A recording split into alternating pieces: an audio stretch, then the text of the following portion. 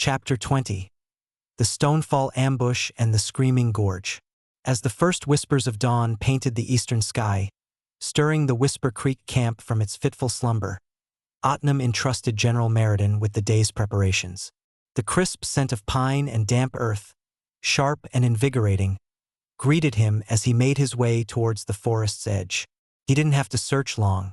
Amberlark, a figure of silent grace, seemed to coalesce from the shadows of a towering cedar, her presence as natural as the trees themselves. Her keen eyes, ancient and knowing, acknowledged his approach. "Amberlark," Otnam greeted her, his voice a soft counterpoint to the waking woods.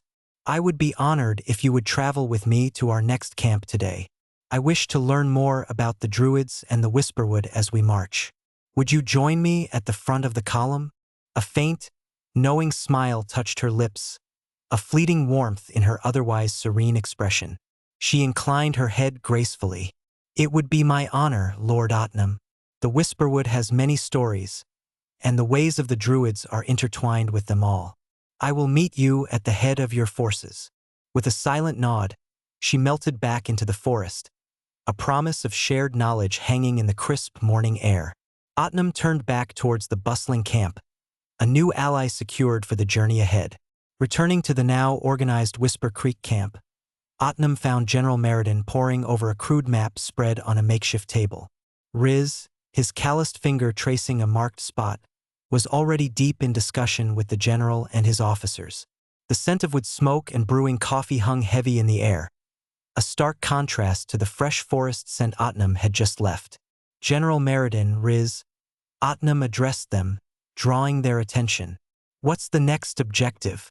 Riz, what can you tell us about the remaining blood-tide logging operations?" Meriden straightened, a respectful nod of greeting. "My lord, Riz has indicated 2 primary targets that would further cripple their lumber supply. Screaming Gorge is a larger operation, well defended, but its timber quality is vital to them. Stonefall Clearing is smaller, more isolated, likely an easier target but less impactful on their overall resources." Riz nodded, his gaze unwavering. "Screaming Gorge, they'll have proper fortifications, maybe a small ballista even. More guards, too. Stonefall is mostly cutters, maybe a dozen guards at most, but it's a longer march through rougher terrain. If we hit Screaming Gorge, we take a bigger bite, but it'll cost us more. Stonefall is a guaranteed quick victory, but only a nuisance to them in the long run." He looked to Otnam, awaiting his decision. "Stonefall next," Otnam decided, his voice firm and clear. "Then the Screaming Gorge. General Meriden, leave a sufficient garrison here at Whisper Creek to secure our gains and process the new recruits. We move out as soon as preparations are complete." General Meriden nodded crisply, already turning to issue orders for the division of forces. Riz, though he maintained a stoic expression, seemed to approve of the more pragmatic, less costly approach to Stonefall first. The camp sprang into a controlled flurry of activity, soldiers packing their gear, the newly integrated laborers and former blood-tied men falling into their assigned roles under the watchful eyes of Otnam's officers. Soon, the main column was formed, a long serpent of steel and determined faces winding through the still cool morning air.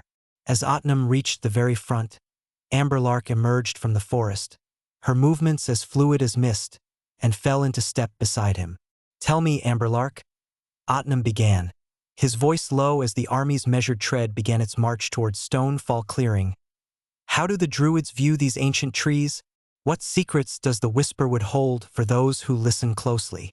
The forest canopy closed over them, and the rhythm of the march began, accompanied by the hushed tones of a lorekeeper sharing the ancient wisdom of her people.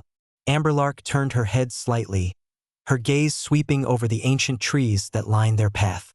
"Writing, as you know it, Lord Otnam, is not our primary way," she replied, her melodic voice a soft counterpoint to the rustling leaves. "The Whisperwood itself is our library, its history etched into the rings of ancient trees, sung by the rivers and carried on the winds. Our lore is often passed through oral tradition, through songs and stories, or woven into the patterns of sacred groves." She paused, then continued, "However, we do have ways of marking. Glyphs carved into living stone, patterns of moss grown with intent, the arrangement of certain branches. These can convey meaning, warnings, or the location of ancient sites. They are living texts, understood by those who speak the language of the forest. Some are ancient beyond mortal reckoning, others are renewed with each passing season. They are neither recent nor old, but perpetually present, speaking to those attuned to their whispers. Otnam listened intently, a thoughtful expression on his face. Well, I couldn't become a druid. My path leads another in service to evening glory, but that doesn't mean I cannot learn the ways of the wood and uphold the honors of the druids. Amberlark's keen eyes fixed on his face, and a faint, approving smile touched her lips. Indeed, Lord Otnam, she said softly, her voice carrying a warmth it hadn't before. The forest does not demand a single path. Its wisdom is open to all who approach with respect and a willingness to learn. To walk in harmony with the Whisperwood, to uphold its sanctity, is a path of great honor, regardless of the divine powers you serve. Your actions in Oakhaven, and your recent pact with us, speak volumes more than any oath sworn in a moonlit glade. She gestured with a slender hand towards the ancient trees. The wood welcomes allies who understand its delicate balance. It is not about becoming a druid, but about becoming a protector, a steward. And in that, your path may yet intertwine deeply with ours, bringing strength to both the ancient spirits and the new order you seek to forge. The journey to Stonefall Clearing unfolded amidst a captivating exchange between Otnam and Amberlark. She spoke of the ancient groves where the oldest druids communed, of the rivers that carried the memories of the mountains, and the deep, silent communication between the root systems that spanned the entire forest. Otnam, in turn, shared glimpses of his own connection to evening glory, the silent strength drawn from a cosmic pact, and how even in urban centers, the faint echoes of the natural world could be heard. Amberlark listened with an open mind, offering insights into how different forms of power, arcane or divine, could still serve the balance of the world. As the sun climbed higher, the conversation gradually tapered off, replaced by a growing tension in the air. The sounds of distant logging, fainter and less organized than at Whisper Creek, began to carry on the breeze. Amberlark subtly pointed out a break in the canopy, indicating the proximity of Stonefall. Following Otnam's earlier instructions, the army shifted its formation, their movements becoming more deliberate and hushed. General Meriden and Riz, riding just behind Otnam, relayed silent signals, and the column dissolved into smaller, more flexible units, utilizing the dense undergrowth for cover. Each soldier became a shadow, their footsteps muffled, their weapons held ready but silent. The forest itself seemed to conspire with their intent, providing perfect concealment as they closed in on the unsuspecting blood-tide operation at Stonefall Clearing. Otnam, Amberlark, Meriden, and Riz slipped into stealth, moving with practiced ease through the undergrowth, shadows among shadows. Meriden, despite his bulk, moved with surprising lightness, a testament to his years of campaigning. Riz, too, blended in, his wilderness experience evident. The camp drew closer, the sounds of distant axes and coarse laughter now distinctly audible. But then, a low, guttural growl erupted from the dense thicket to their right. Before anyone could react, a large, shaggy wolfhound, trained for tracking intruders, burst from the foliage, its hackles raised, teeth bared in a furious snarl. Its piercing bark ripped through the fragile cloak of silence, echoing through the trees. "Intruders!" a guard shouted from a nearby watchtower, his voice instantly galvanized by the hound's alarm. Torches flared brighter, casting erratic light across the camp as figures scrambled from their makeshift shelters, weapons hastily grabbed. The element of surprise was utterly lost. The camp, previously drowsing in false security, was now a hive of angry, alerted blood-tied lumberjacks and guards, all turning their wary, hostile attention towards the spot where the wolfhound continued its furious barking. They were spotted. "Amberlark," Otnam snapped, his voice low but urgent, pointing towards the snarling hound. "Take care of the dog. Don't harm it." She gave a swift, understanding nod, her hand already moving in a fluid motion, a low, soothing hum emanating from her as she turned towards the agitated beast. "General, Riz, organize the men. Give them time," Otnam barked, already surging forward. With a burst of speed, he broke cover, charging directly towards the heart of the agitated camp. As he reached the palisade, he projected his booming, illusion-amplified voice, echoing the chilling power of evening glory once more. "Here I am.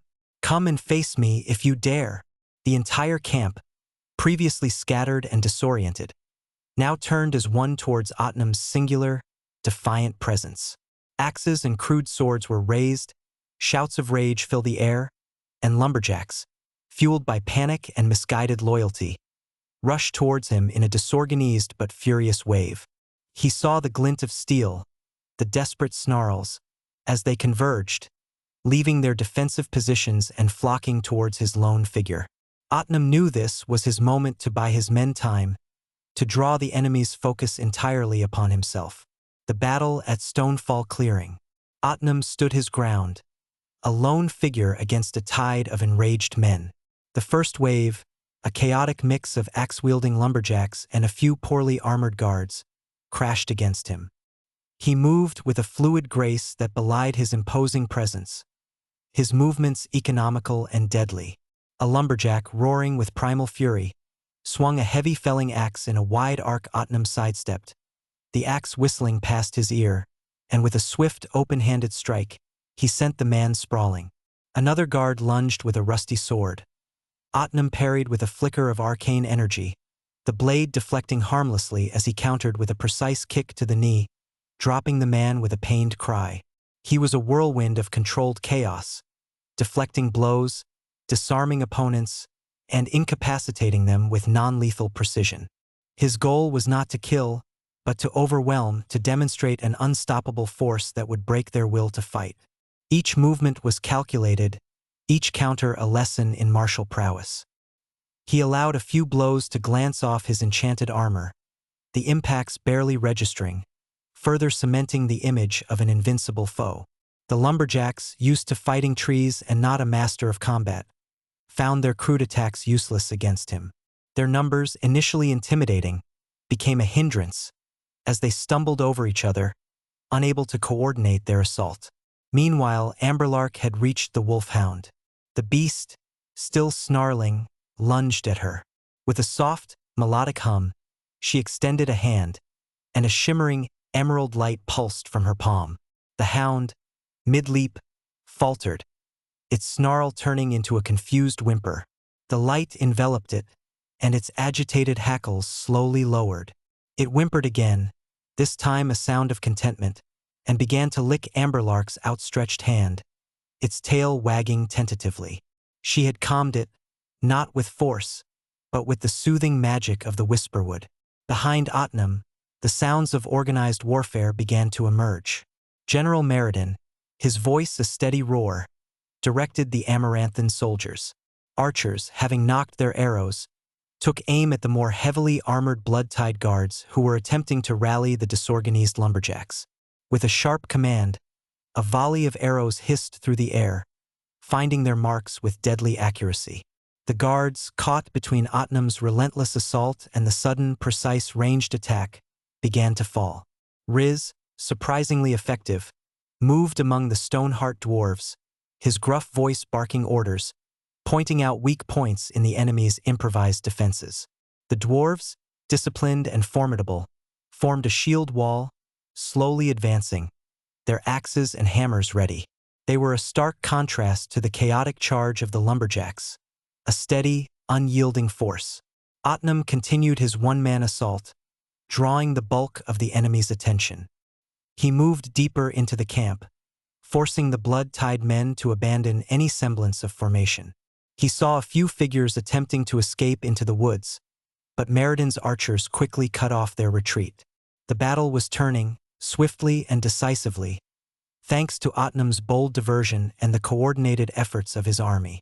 As the last pockets of resistance crumbled, Otnam stood amidst the scattered axes and fallen men, his breathing even, his cloak barely ruffled.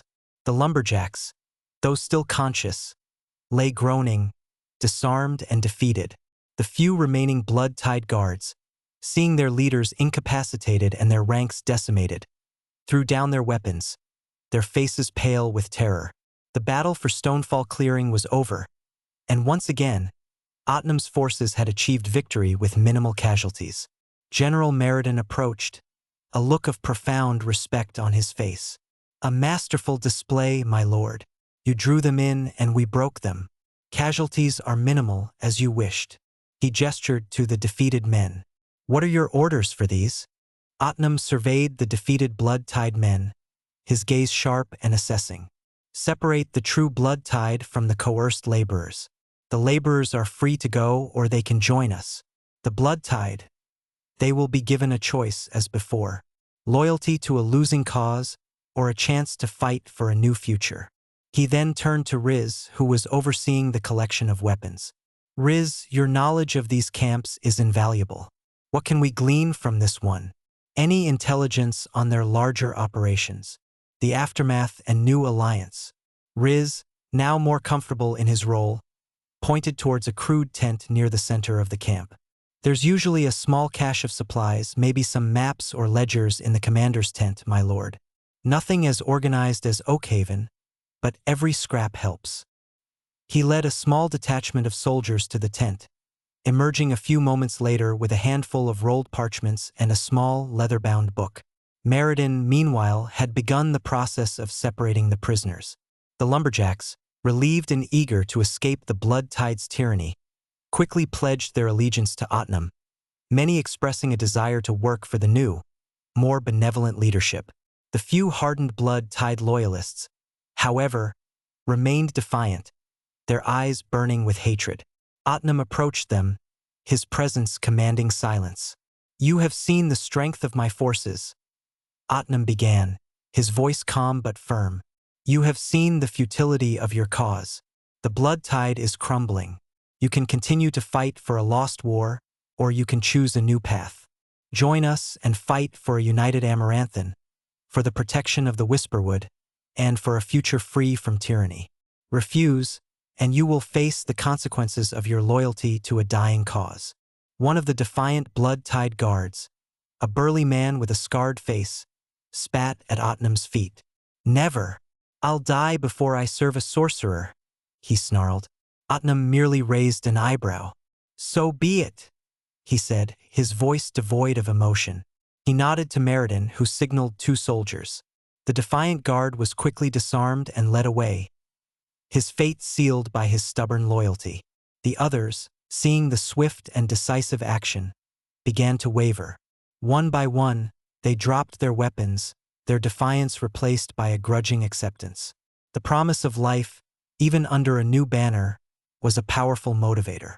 Amberlark, having returned from calming the wolfhound, approached Otnam. The hound, now docile, trotted happily beside her, occasionally nudging her hand. "The forest breathes easier, Lord Otnam," she said, her gaze sweeping over the subdued camp. "Your actions here have brought a measure of peace to this corner of the Whisperwood." Otnam smiled faintly. "And your aid, Amberlark, was invaluable. Your understanding of the forest, and your ability to calm even its wilder inhabitants, is a powerful asset." He turned to the gathered men. "General Meriden, establish a temporary camp here. We will rest and consolidate our gains. Riz, work with Meriden to interrogate the remaining blood-tied prisoners. We need to know everything about Screaming Gorge, their numbers, their defenses, and any other camps they might have. Amberlark, I would appreciate it if you would continue to share your knowledge of the Whisperwood with me. There is much I still wish to learn." As the camp began to settle, fires being lit and makeshift shelters erected, Otnam walked with Amberlark towards the edge of the clearing. The wolfhound, now named Whisper by Amberlark, padded silently behind them. The forest, once a place of hidden dangers, now felt like an ally.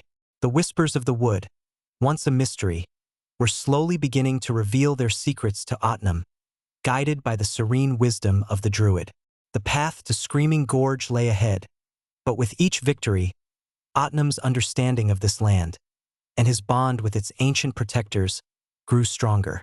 The blood tide's grip on the Whisperwood was loosening, one camp at a time, and a new order was slowly, but surely taking root. The Oakhaven Gambit was unfolding, not just as a military campaign, but as a forging of alliances and a deeper connection to the very soul of the land. The approach to Screaming Gorge. General Meriden, Otnam instructed, turning to the seasoned commander.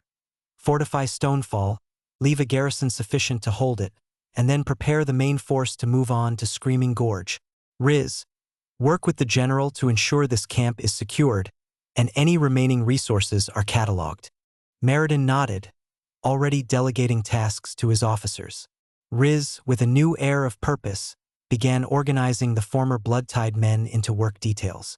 As the camp sprang to life with renewed activity, Otnam turned to Amberlark. The wolfhound, now calm and almost docile, stayed close to her side, occasionally nudging her hand. Amberlark, Otnam said, resuming their conversation as the army prepared to march. I'm curious about the fauna of the Whisperwood. Do you, by chance, know of any black panthers in these lands? He began to walk, and Amberlark fell into step beside him, the dog trotting contentedly at her heels, now a quiet companion rather than a furious alarm. Black panthers, Amberlark mused, her brow furrowing slightly in thought. They are rare, a creature of deep shadow and ancient magic. Not many remain, for their hunting grounds have been encroached upon, even by the blood tides logging. But yes, there are whispers, legends of a few who still stalk the oldest, most untouched parts of the Whisperwood, particularly in the deeper valleys leading towards the Dragon's Tooth Mountains. They are powerful spirits, fiercely territorial, and rarely seen by mortals, unless the forest itself wills it. That is great news, Otnam replied, a genuine smile touching his lips. Our plan was to head here, then to the fens, and then to the Dragon's Tooth Mountains. A thoughtful expression crossed Amberlark's face. Lord Otnam, she replied, her voice soft with understanding. A deep bond with an animal spirit is a powerful thing, and the Whisperwood honors such connections. The Dragon's Tooth Mountains, as you say, are where the last of their kind are rumored to make their lairs. They are fierce and solitary, but they are also deeply attuned to those with a pure heart for the wild, and to the powerful magic that flows through these ancient lands.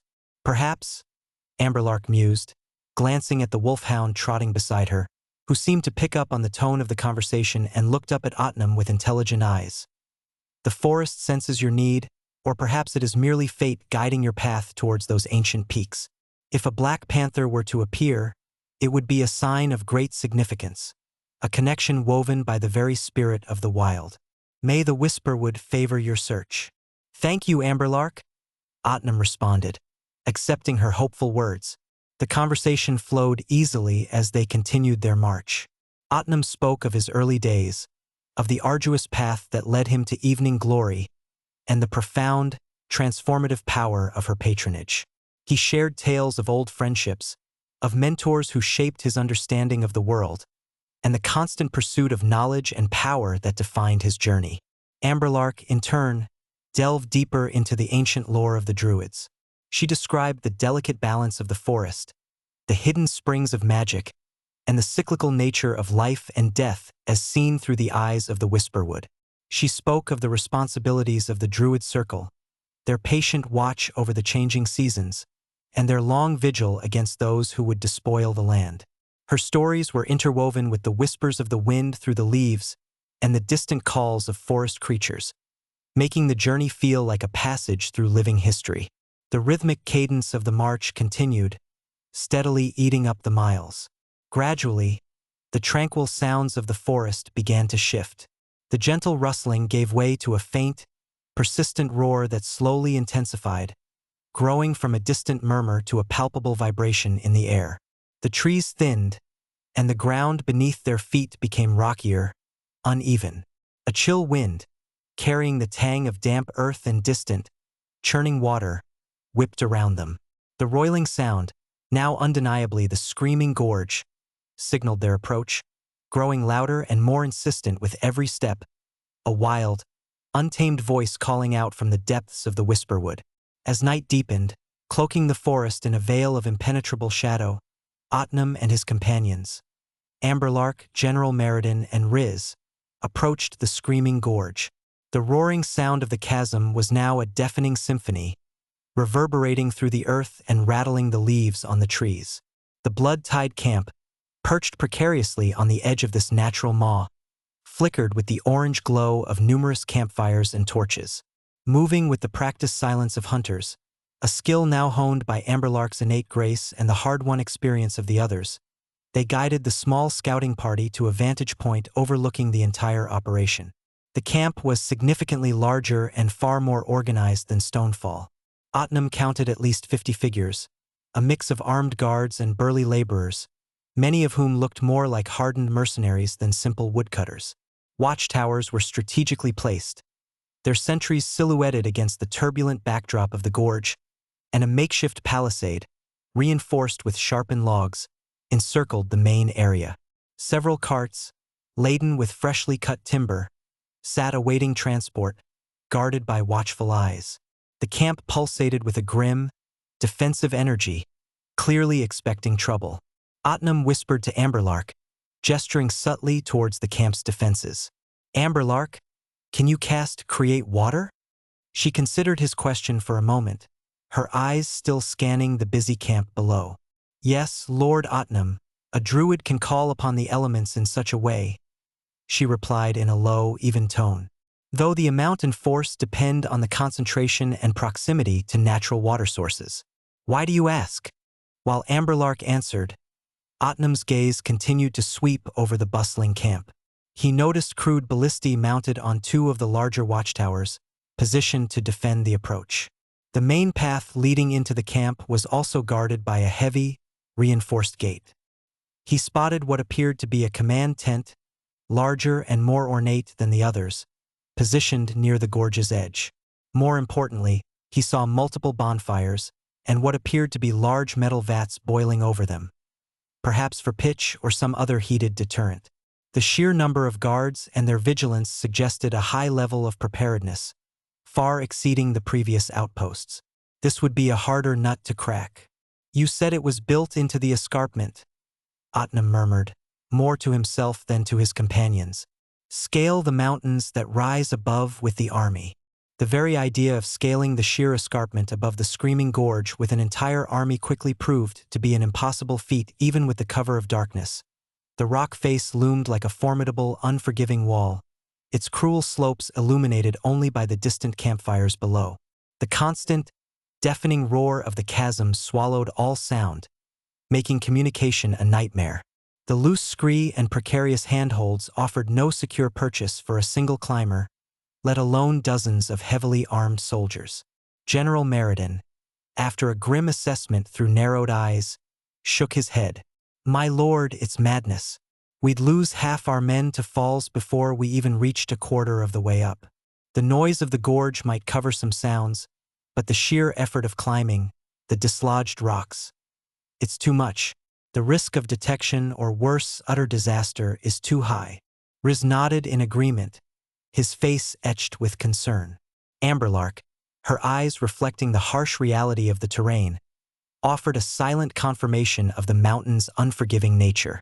The camp below remained unaware, but the path up was clearly not an option for their forces. Otnam nodded, accepting the harsh reality of the terrain. The sheer impossibility of the climb was undeniable. "Very well," he conceded, the roar of the gorge making his voice a mere whisper even to his own ears. "It seems the mountain itself guards this camp from above." He turned to Amberlark, who stood stoic beside him, her gaze tracing the treacherous rock face. "Amberlark, tell me, is there another way to approach this screaming gorge, from a less obvious direction? Perhaps a hidden path known only to the wood?" The screaming gorge assault plans started. With a subtle gesture and a whispered incantation, Otnam summoned an unseen servant behind the heavy, reinforced gate of the screaming gorge camp, mentally instructing it to wait, hidden from view, ready to open it on command. He then turned to Amberlark, General Meriden, and Riz. "Amberlark, General," he whispered, indicating a massive, fallen tree trunk nearby. "Organize a battering ram. Riz, assist them. We'll need it for that gate." Amberlark nodded, already assessing the fallen timber, her eyes calculating. Meriden immediately started dispatching seasoned soldiers to begin the arduous task, while Riz moved to supervise. For the ballistae, Otnam continued, pointing to the menacing weapons atop the watchtowers. I will take 3 archers, targeting the second one. Amberlark, you will lead another 3 archers, focusing on the first. Both nodded, their faces set with grim determination. The forest around them became a hive of silent, purposeful activity. Archers knocked arrows, their bowstrings taut. The general and his chosen men began the heavy work of preparing the battering ram, their movements careful not to alert the camp. Every soldier understood the plan, their eyes fixed on the heavily guarded entrance, awaiting Otnam's signal. The roar of the gorge provided a natural curtain of sound, masking their final preparations for the coordinated assault. Understood, my lord, General Meriden acknowledged, his eyes briefly meeting Otnam's before returning to the task at hand. The ram will be ready as a contingency, should your magic require additional force. The forest continued to hum with a disciplined, low-level activity.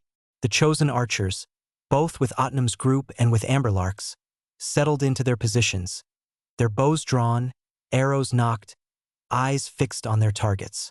The faint, metallic clicks of their gear were swallowed by the ceaseless roar of the gorge. The men assigned to the battering ram hoisted the massive log, testing its weight and balance, their muscles straining in the dim light. Every face was a mask of concentration, every movement precise.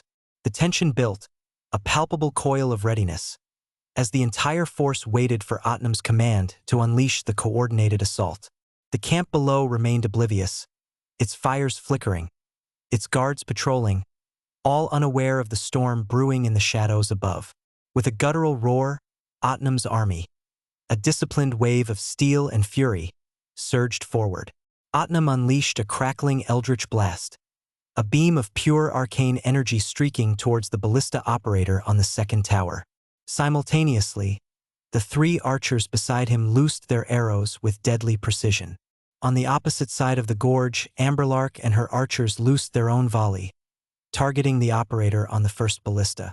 A sickening thud and a choked cry echoed over the roar of the gorge as the first operator was struck, tumbling from his perch. Otnam's own blast found its mark, incinerating the second operator, who collapsed without a sound. Both ballistae were neutralized before they can unleash their deadly payloads. As Otnam's forces thundered towards the gate, his mental command reached the unseen servant. The heavy, reinforced timber groaned and slowly began to swing inward, its rusted hinges protesting loudly.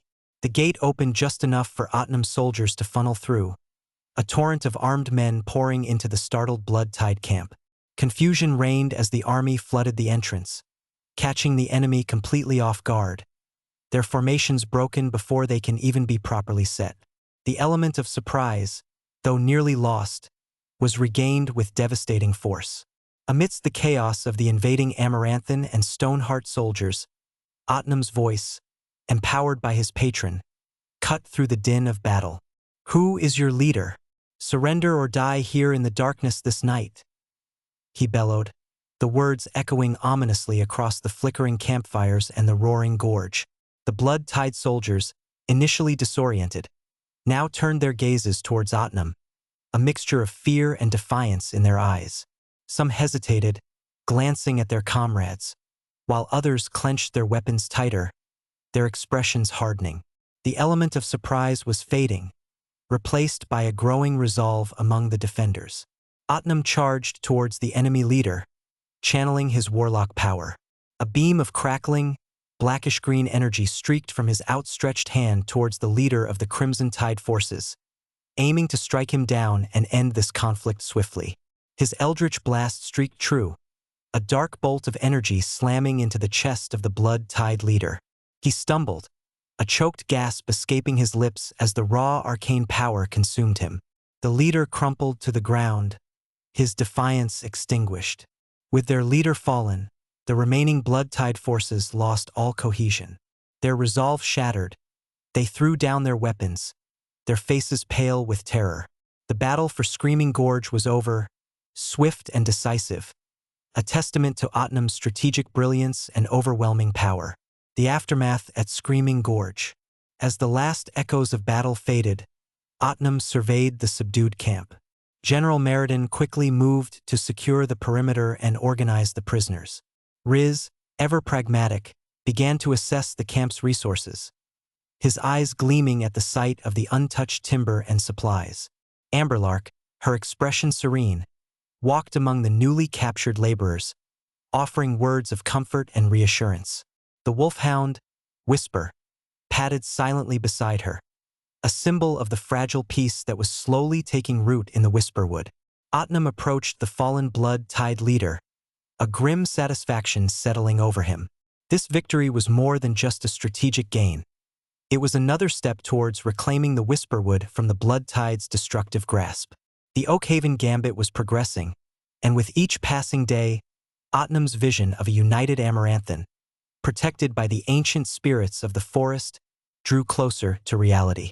The path ahead was still fraught with challenges, but with his growing army, his loyal companions, and the whispers of the wood guiding his way, Otnum felt an unshakable resolve.